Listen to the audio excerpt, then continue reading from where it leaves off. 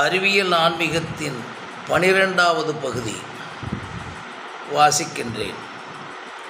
தலைப்பு தன்முனைப்பும் மெய் அறிவும்.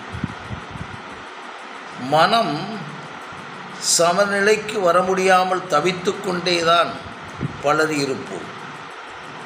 தொடர்ந்து அறிவிற்கும் ஆணவத்திற்கும் நடக்கும் போராட்டத்தினை உணர்வோடு கண்டுபிடித்து அவற்றினை சென்ஸ் ஆஃப் நத்திங்னஸ் மூலம், அதாவது ஆணவம் என்ற எண்ணத்தினை சென்ஸ் ஆஃப் நத்திங்னஸ் என்ற எண்ணத்தால் எரித்து கொண்டே இருந்தால் ஒரு நிலையில் ஆணவம் எழும் நிகழ்வு முதலில் குறையும்.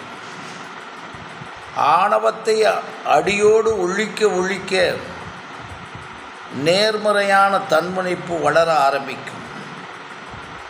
இந்த வளர்ச்சியில் நிச்சயமாக ஈடுபாடு அதிகரிக்கும். அந்த ஈடுபாட்டின் உச்சநிலையிலே காலம் இடம் மறந்து போகும். பிறகு மெய் அறிவிற்கு நம்மை அறியாமலே அழைத்துச் செல்லும். அதாவது காலமும் இடமும் மறந்து கால்பந்தாட்ட விளையாட்டில் ஈடுபடுவது போல் கால்பந்தாட்டு விளையாட்டில் ஈடுபடுவது போல் நம்முடைய தொழிலில் ஈடுபடும் போது நன்றாக விளக்கும். அதாவது முழுமையாக ஈடுபடுவதற்கு முன்னர் அங்கு ஈடுபட்ட ஒன்றிலிருந்து எழுந்த விளைவிற்கும், முழுமையாக ஈடுபட்டு காலம் இடம் காணாமல் போய் ஈடுபட்டு விளையும் விளைவிற்கும் மிக பெரிய வித்தியாசம் தெரியும். அதாவது சாதாரணமாக செய்த நமக்கே அந்த விளைவின் மீது பிரமிப்பும் ஆச்சரியமும் ஏற்படும்.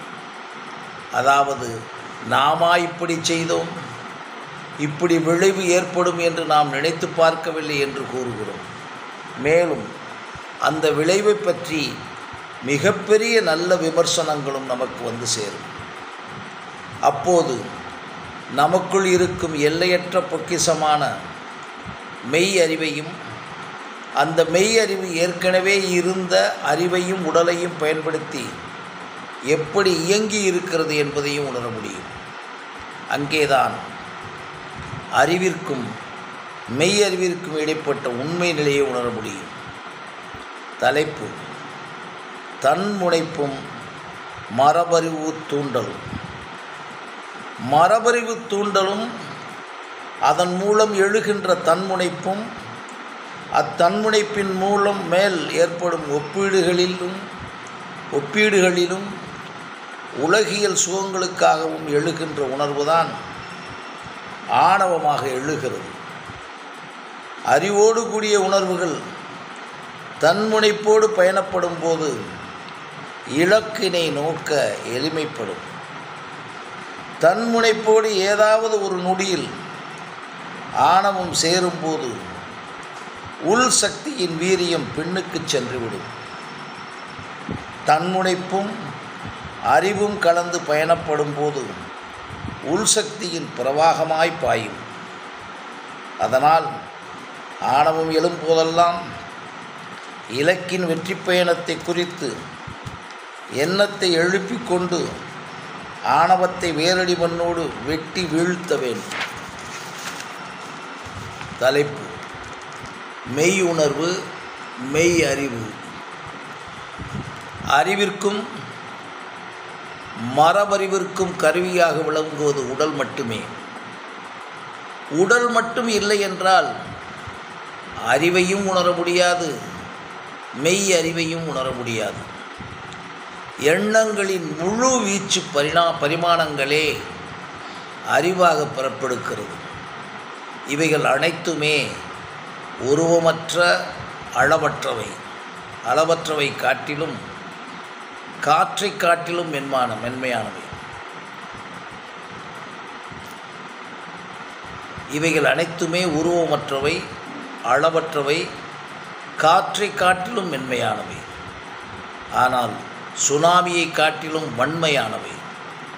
இவைகள் மூளையில் உள்ள நியூரான்களின் சுழன்று கொண்டு இருக்கும்போது ஏதாவது ஒரு புள்ளியில் ஒடுங்கி ஓய்வில் இருக்கும் போது திடீரென்று மின்னல் போன்று தோன்றுபவைகள் உள்ளுணர்வாகும். இவ்வுள்ளுணர்வும் அறிவு கூட்டணி இரசாயன மாற்றத்தில் பிறந்திட்ட குழவிதான். இதிலிருந்து முழுவதுமாக தனித்திருப்பது மெய் அறிவாகும். மெய் அறிவானது மெய் உணர்விலிருந்து புறப்படுகிறது. தலைப்பு: புலன் கடந்து.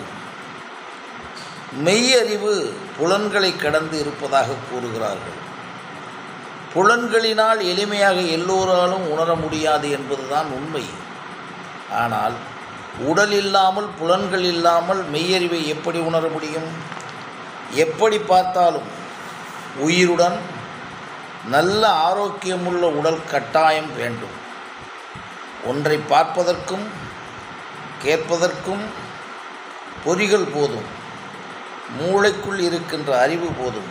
ஆனால் இவற்றையும் கடந்து ஒன்று உடலின் எல்லா இயக்கங்களோடும் இயக்கமாக தொடர்ந்து இயங்கிக் கொண்டிருக்கிறது. அந்த ஒன்றுதான் ஆஸ்ட்ரல் ப்ரொஜெக்ஷன் போன்று பிரபஞ்சம் முழுவதும் வலம் வரும் சூழலில் உள்ளது. அறிவுகள் அனைத்தும் எண்ணங்களினால் இயங்குகின்றன. மெய்யறிவு முழுவதுமாக எண்ணம் ஒடுங்கும் போது எழுந்துவிடும்.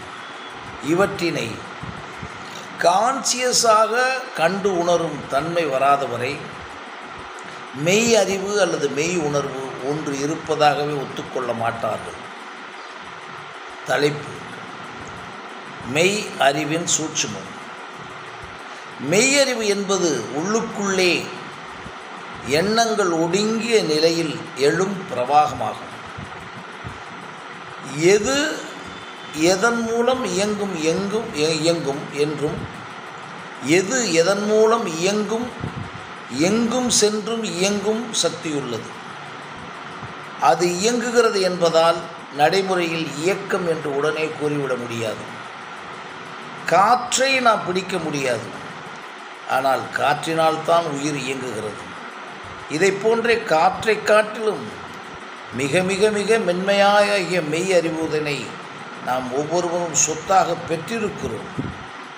ஆனால் நம் மெய் உணர்வை எழவிடாமல் நமது எண்ணங்களினால் புறக்கணிக்கிறோம். நமது உடலுக்குள்ளே இருந்து எண்ணம் எழுந்தால் அமுங்கி உள்ளேயே கண்டுபிடிக்க முடியாமல் ஒடுங்கிவிடும் தன்மை மெய் உணர்வுக்கு உண்டு என்று எண்ணி பார்க்கும்போதுதான் அம்மெய்யுணர்வின் குணத்தை உணர முடியும். இந்த அதிசயத்தை உணர்ந்து பார்க்கும்போதுதான் பிரபஞ்சத்தின் உள் தொடர்பையும் மனித பிறவியையும் உணர முடியும். உடலோடு மேலெழுந்த உணர்வுகளையும் அறிவையும் எளிதில் புலப்பட இயற்கை வைத்திருக்கிறது. அதே நேரத்தில் மெய் உணர்வும் எங்கும் பறந்து விரிந்து கிடக்கிறது. ஆனால் தன்னுடைய நெட்வொர்க்கு எண்ணம் ஒடுங்கிய நிலையில்தான் உயிர்ப்பிக்கப்படுகிறது. உடலையும் மனதையும் அறிவையும் மெய் அறிவையும் ஒன்றிணைந்து செயல்பட வைக்கும் ஒரு இயக்கம் அதை சுற்றியே நடந்து கொண்டிருக்கிறது. அவ்வியக்கம் இயக்கப்படுவதற்கு ஒரு சக்தி வேண்டுமல்லவா? அந்த சக்தியின் இயக்கத்தை இயங்கும் சக்தியாக மட்டுமே சிந்தித்தால்தான் நமது மெய்யுணர்வின் உணர்வலைகளை நாம் உணர முடியும். இப்படிப்பட்ட மைக்ரோவேவ் வைப்ரேஷனாக மெய் உணர்வு இயங்குவதால் தான் யாரும் எளிமையாக உணர முடியவில்லை. இதிலே தொடர்ந்து இருந்து அனுபவித்து விட்டால் எல்லாவற்றையும் தனது அறிவு கண்ணோடும் பார்த்த மனிதன் மெய்யறிவு கொண்டும் பார்க்க தொடங்குவான். மெய்யறிவு கொண்டு பார்க்கும்போதும் கேட்கும்போது உணரும்போது தான் ஒவ்வொருவனுடைய உண்மை விளங்கும். இதைத்தான் வள்ளுவர் எப்பொருள் யார் யார் வாய் கேட்பினும் அப்பொருள் மெய்ப்பொருள் காண்பது அறிவு என்று கூறியுள்ளார். மெய்யறிவினை கையாள எண்ணங்கள் ஒடுங்கிய பிறகு நிகழ்வுறுதலுக்கு காத்திருக்க வேண்டும். நிகழ்வுறுதலின் மேல் நிகழ்வுறுதல், அதாவது ஹேப்பனிங்ஸ் ஆன் ஹேப்பனிங்ஸ் நடப்பதற்கு காத்திருக்க வேண்டும். இதைத்தான் தவம், யோகம் என்று கூறியிருக்கிறார்கள். ஏனென்றால் எண்ணம் எப்போது ஒடுங்கும், சில் மைண்டாக ஒடுங்கும் நிகழ்வுறுதல் எப்போது நடக்கும் என்பதை யாரும் இலக்கணம் குறித்து காலம் குறித்து நடத்திவிட முடியாது. உறக்கம் வருவதற்கு உடல் மிகவும் களைப்படைய வேண்டும். ஆனால் எண்ணம் ஒடுங்கும் போது என்று யாரும் எளிதில் உணர்ந்து விட முடியாது. எல்லா எண்ணங்களையும் ஒடுங்கினால் மரபறிவு எழுந்துவிடும். இவைகள் அனைத்தையும் எரிப்பதற்கு எண்ணத்தை எண்ணத்தால் எரிக்கும் முயற்சிதான், முறைதான் எளிமையாக முடியும்.